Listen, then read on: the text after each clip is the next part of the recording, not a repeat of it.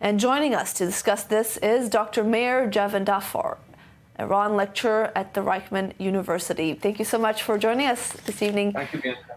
The Axis of Resistance using the Quds Day tomorrow to mark their continued fight against Israel. What do we know about this day? This is a day that was declared at the beginning of the revolution. And it was actually, if I'm not mistaken, by one of the more liberal members of the revolution, former Foreign Minister Ibrahim Yazdi.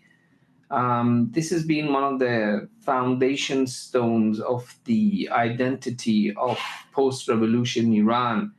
The question of supporting Palestinians and, but more importantly, destruction of Israel.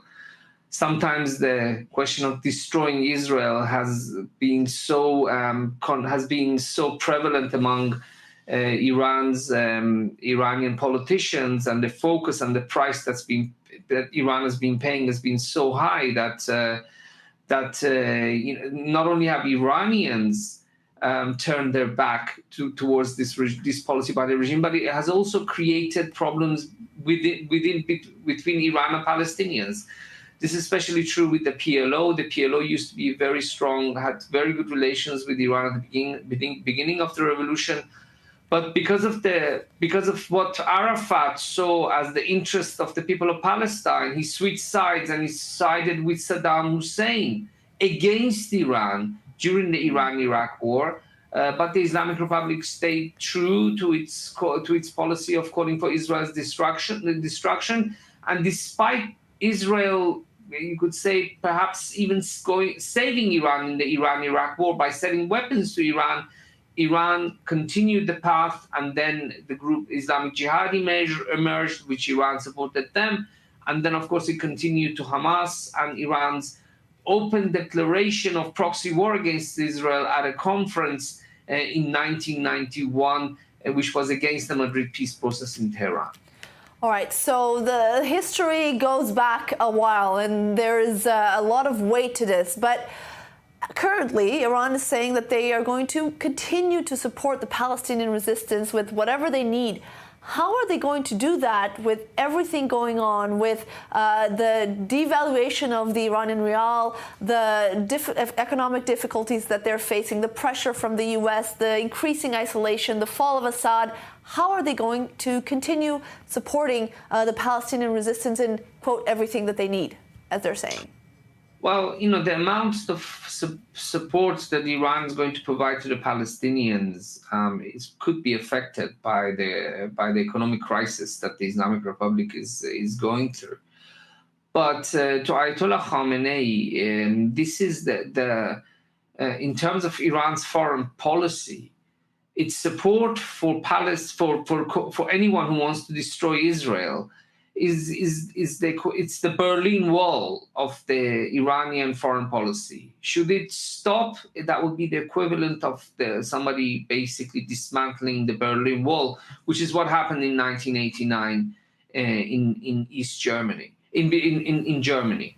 This is something that the Islamic Republic is unwilling to do and has been unwilling to do, because if it happens, then first and foremost, a very personal issue to Ayatollah Khamenei, which is the destruction of Israel through support for Palestinians.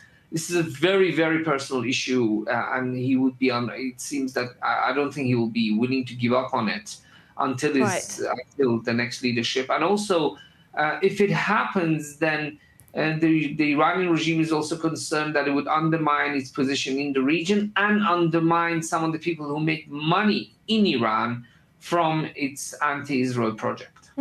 So, okay, we've got the personal part of the destruction, or the promise of the destruction of Israel, the fight against Israel. Meanwhile, we also see the tensions continue to rise every week with the U.S., at least when it comes to the rhetorical front. But what are the signs of a military buildup to conflict between the U.S. and Iran, and are we seeing any of those signs yet? Bianca, what we can see from what we can see in the press, the two sides are actually, I've never said this, I don't think, until today, but I've never thought that the chances of attacking Iran would be as high as 50%. But I see it now. At the same time, All the right. chances of a peaceful agreement is a diplomatic breakthrough is also 50%. If Iran continues with its public and policies, from what we can see in the press, I think we're heading to war because Iran is not showing any kind of flexibility. But at the same time, Bianca, it is very possible that there are things happening behind the scenes. Could be secret talks taking place, and that could actually take us from the 50% chances of war towards 50% chances of a diplomatic breakthrough. Why? Because I think President Trump wants a deal more than war. And I think this is probably ultimately the conclusion that Ayatollah Khamenei is going to reach. All right, so concerned, but with the potential of things working out diplomatically. Mayor Javedan Farr, thank you very much for your input this evening.